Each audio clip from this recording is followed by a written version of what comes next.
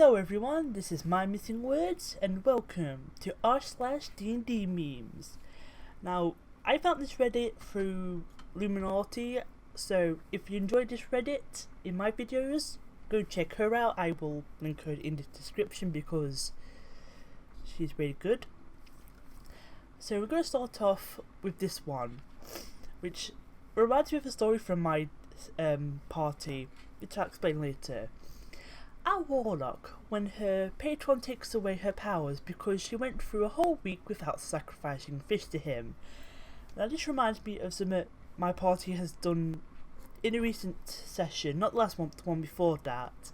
They was going up against a Dragonborn warlock who his patron feeds off the fear of people. So to defeat her, they decided to disguise self to make themselves look like her.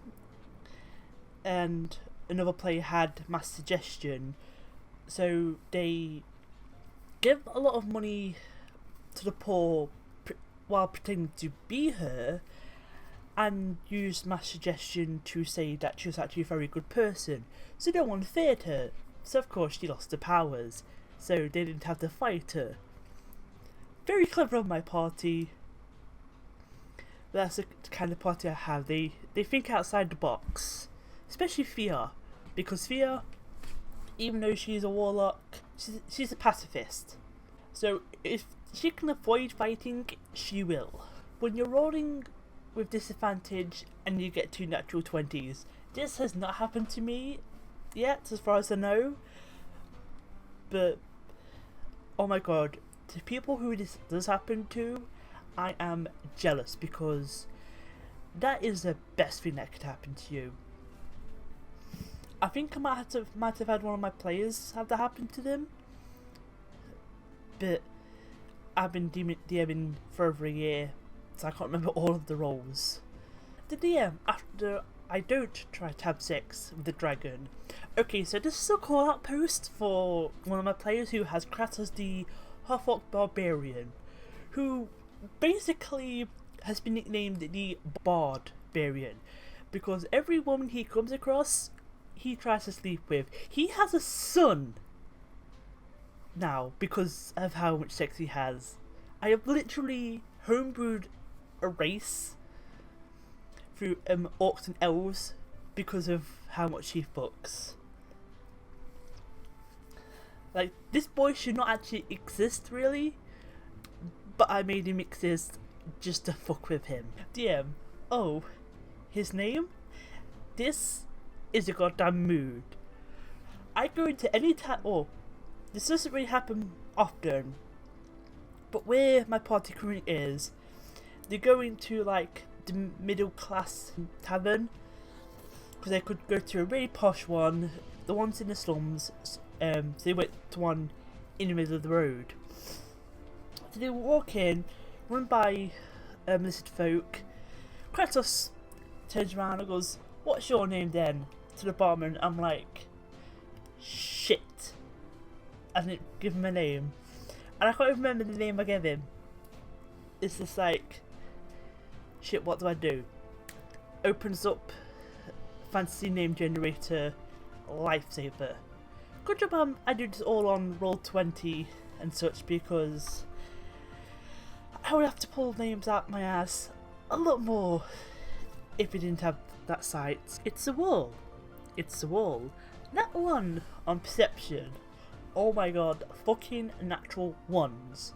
As both a player and a DM, I hate this roll.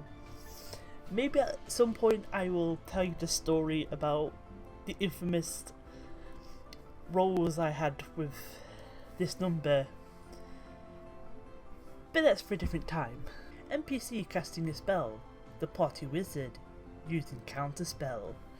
Not had this happened yet, but I do have a wizard tiefling that I use, like in a Discord server, and if I get him to use counter spell, you bet I'm going to use this when him or his friends have been attacked. Like, you were trying to cast a spell on me? Counter fucking spell. Get them spells out of here. Rage doesn't mean you're invincible. Barbarians, let's burn it. Okay, but mood as a DM with a barbarian. He rages, he frenzies, I cannot fucking hit him for shit. And he has a floating shield that he earned from a quest in the Feywild. Because, oh my god, Kratos, can I fucking kill you if I tried?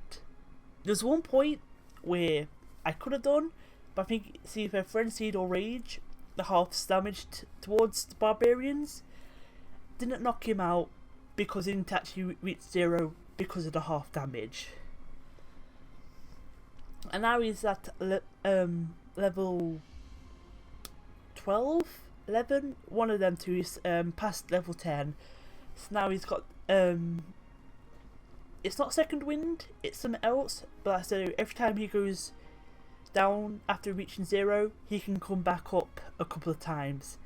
I'm never going to kill Kratos, even if I wanted to. May your 2020 be a critical hit. Yes, let's get our 2020s to be a critical freaking hit. Because after the past few years, we fucking need the critical successes in our lives, don't we, folks? Cool new original accent. Brooklyn accent. That wasn't a Brooklyn accent, but hey well. But yeah, the mood, because every time I try and do an accent, I always do Scottish or Irish. Maybe it's because I'm British, so I just naturally go to the closest accents to me. So I can go into a Scottish accent if I want to. But I'm not sure if it's Irish, like, it's probably Irish, it's probably Scottish. I can never know because I always do both of them. And they sound both the same to me, though, when I do them. I know they do sound different in reality, but I'm just bad at voices. Matt Mercer, I am not. The encounter. Firebase caster. A fucking warlock fear. Okay, another story time. They were going through a crypt filled with mummies. And in one room, there was like about 5 of them. Full health and everything. Thea, goddamn warlock, casts Fireball, which hits all of them for high damage. They are weak to fire. She killed 5 mummies in one round. No, not one round. One turn. Like, and then even the boss at the end, they killed it in 2 rounds, 2 hits. Like Kratos, he hit it once because he wanted the item the boss had, and then Thea's just like, I'm not sure if it's Thea or Voltaire, both of them are tiefling warlocks. Fire damage, boof, dead. It's like, I'm not using any more monsters that are weak to fire against my party because I don't want that to happen again. It's like, I'm proud they did so well, but also it's like, I wanted that to be harder. DM, don't forget you can run away from encounters. The warlock who thinks he's a barbarian, cowabunga it is. When she wants to fight, this is fear, because she is a Hexblade warlock. So she can get in and kill something, she can get a spectre. So she does dare to get in close and personal with monsters when she knows they're about to die. Lucky enough, when there's a chance to fight her, I always roll the dice, see who around the monster is going to get hit. If there are like a small group of my party around that one monster. Because I don't like picking on one of my players. I need to have them a fair chance, so roll the dice it is to see who gets hit. That way they can't say I'm picking on them. When you have 1 agility but 99 strength, barbarians, am I right? Yes, fucking barbarians. If they want something thrown, and hitting hard, they will fucking do it, won't they, Kratos? Okay, we'll finish it off with this one. When the game is over and all the fun stuff is over and everything is back to normal, me, after a very good session, like I said, I've only been DMing for like over a year, so I'm not the best, but I'm not the worst. So when I have like a really good session where everyone's having fun, and at the end I'm like, oh, it's gonna end? But then I just look forward to next week, and next Friday, because that's when I have my D&D session. Well, actually it's Friday now whilst I'm recording this, so I've got D&D tonight. First session of the year, woo! So what are you guys? Hope you enjoyed the video of r/dndmemes. If you like this video, be sure to like and subscribe. And if you don't know who Illuminati is, check her in the description, because she does similar contents to this and she's much bigger. Go check her out. So guys, I'll see you guys in the next video. Ciao!